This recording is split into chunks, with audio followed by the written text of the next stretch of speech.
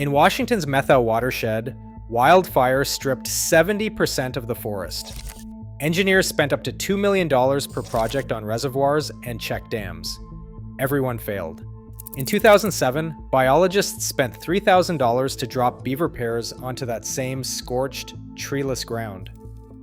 What those animals built from nothing made every million-dollar fix look obsolete. It starts with just how dead this land really was. The Methow and Yakama headwaters once held dense forests that shaded cold streams and anchored the soil.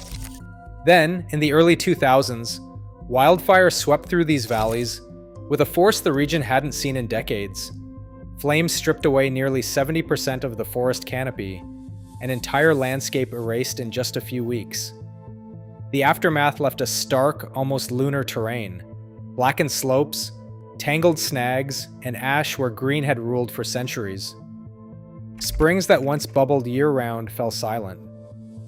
First-order creeks, fed by snowmelt and shaded by old-growth pine, ran dry for the first time in living memory. Without tree roots to hold water in the soil, snowmelt raced off the hillsides, leaving nothing for the summer. The ground itself seemed to reject life, cracked, pale, and powder dry. Salmon, once a constant presence in these streams, vanished as their spawning beds turned to gravel and dust.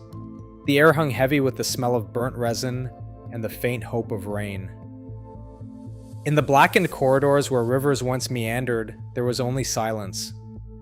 The forest wasn't just gone, it had taken the water, the fish, and the future with it.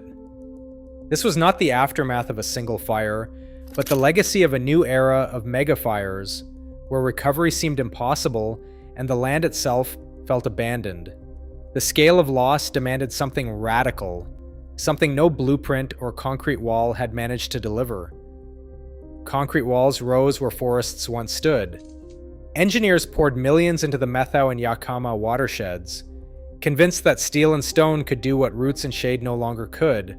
Reservoirs, check dams, and miles of pipe were the chosen answers, each project carrying a price tag between $500,000 and $2 million. The Coyote Creek Reservoir alone cost $1.3 million and failed within 18 months. A rapid spring melt cracked the concrete, draining 80% of its water in a single breach. 6 check dams went up on the upper Yakama, and 4 collapsed within 3 years, scoured out by sediment and winter floods. The remaining 2 managed only a fraction of the promised water table rise, falling short of their own design goals. The Dry River Pipe Network, built for nearly $2 million, leaked away a quarter of its water by the first winter. Ice pressure buckled sections underground. Meanwhile, a reinforced basin near Mansfield, with a $2 million budget, sat chronically underfilled because runoff never reached the design volume. Audits marked these projects as non-functional, or at best, stopgaps that drained public funds with little to show for it. Downstream, salmon numbers never rebounded. Habitat stayed dry, and the engineered fixes required constant maintenance, patches on a wound that would not heal. One engineer, standing beside a cracked dam, summed up the mood. "We built what we could, but the land just kept slipping away." The search for a solution that actually worked and did not cost millions was far from over. Long before concrete and steel, beavers shaped the very bones of North America's watersheds. For thousands of years, millions of these animals built vast, tangled webs of ponds and wetlands, stretching from the Arctic tundra to the Gulf Coast. Their dams slowed rivers, raised water tables, and created lush corridors that cradled salmon, birds, and entire forests. Early explorers described landscapes so saturated with beaver ponds that a canoe could cross hundreds of miles without ever leaving water. But the fur trade of the 18th and 19th centuries changed that overnight. By the late 1800s, nearly every major river system west of the Mississippi had lost its beavers, stripped for pelts that fueled European fashion. Wetlands drained away, creeks cut deeper, and floodplains dried out. The living infrastructure that once stored water and buffered droughts was gone, leaving the land brittle and exposed. When wildfires swept through the Methow and Yakama headwaters a century later, there were no beaver dams left to slow the flood or soak the ground. The loss was not just of an animal, but of a natural engineer whose work had quietly maintained balance across an entire continent. Now, faced with a landscape abandoned by both trees and water, biologists began to wonder if the beaver's ancient blueprint might hold the key to recovery. In the spring of 2007, a battered pickup rumbled up a dirt road into the Methow headwaters.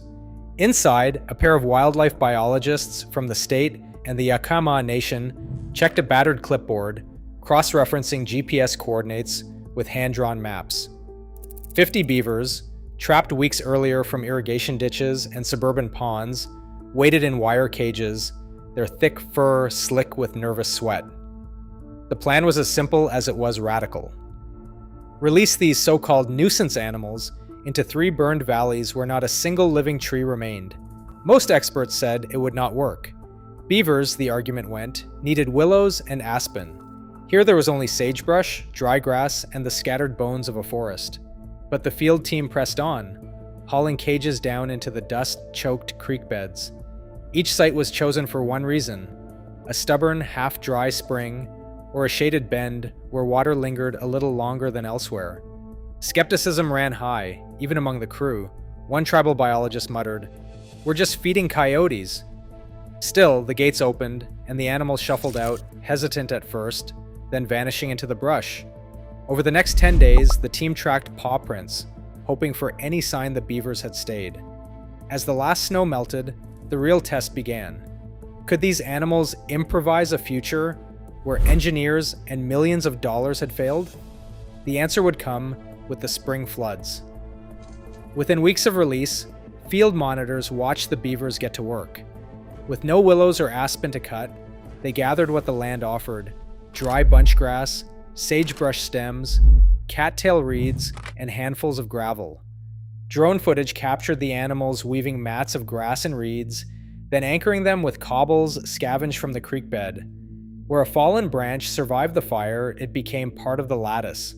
The first dams averaged 2.1 meters wide and stood about 45 centimeters high. They stretched across narrow, meandering channels where water still lingered. Beavers packed mud and soil into every gap, building up a sloping wall that flexed with the current. As spring snowmelt surged down from the hills, these rough, low dams slowed the runoff, spreading water out across the scorched ground. Within months, soil moisture readings near the dams jumped by 30 to 40%. Groundwater wells sunk downstream showed water tables rising by as much as 1.2 meters. The ponds that formed behind each barrier lingered long after the creeks would have run dry. Springs that had been silent for years began to trickle again. By late summer, the landscape around the dams looked different: damp, green, and alive. The beavers had proven they could build with almost nothing, and in doing so, they started to reverse the drought that concrete and steel could not touch. Wetlands began to reappear where only dust and gravel had lingered. By 2021, more than 240 beavers shaped over 50 sites in the Methow and Yakama watersheds, with nearly 2/3 of those colonies taking hold. The results stunned even the most skeptical biologists. Soil moisture near the dams surged by 30 to 40%, and dormant springs flowed again through the dry months. The change ran deeper than water. Salmon returned to these creeks in numbers no one had dared to predict, 4 to 5 times higher than before. Willows and cottonwoods sprouted along the banks. Songbirds and dragonflies filled the air. When wildfires swept the region again, the beaver-made wetlands stood out in stark relief. Only 2 to 3% of trees inside these zones burned, compared to 60% in the surrounding forest. One Yakama biologist put it simply, "The beavers brought back the salmon, and they buffered the fire." All this for a fraction of the cost, just $2,000 to $3,000 per beaver pair, while engineered projects had failed at millions. The evidence was impossible to ignore. Beaver-driven recovery isn't just a Pacific Northwest story. In Alberta, a single beaver dam blocked a pipeline oil spill in 2012, trapping thousands of liters of crude and sparing downstream wetlands, a feat that emergency crews later called irreplaceable. Across the Atlantic, Czech ecologists released beavers into drained lowland fields outside Prague. Within 2 years, new wetlands covered ground that had been dry for generations, and groundwater levels rose by nearly a meter. Hydrologists studying these cases found a pattern. Wherever beavers built, the land got wetter, springs revived, and wildlife returned. Modeling from the US and Europe now points to a simple ratio: 2 to 3 active dams per kilometer of stream that can transform entire watersheds. International restoration teams have taken notice. From Canada's boreal forests to the Czech Republic's agricultural plains, managers are scaling up beaver relocations, betting on nature's engineers to solve problems that concrete never could. Every dollar spent on concrete faded into dust, while beavers, at just $3,000 a pair, rewrote the fate of entire watersheds. Today, their wetlands cool fire, increase salmon populations, and hold water where engineering failed. Sometimes true resilience is not built by us. It is restored when we let nature lead. What do you think?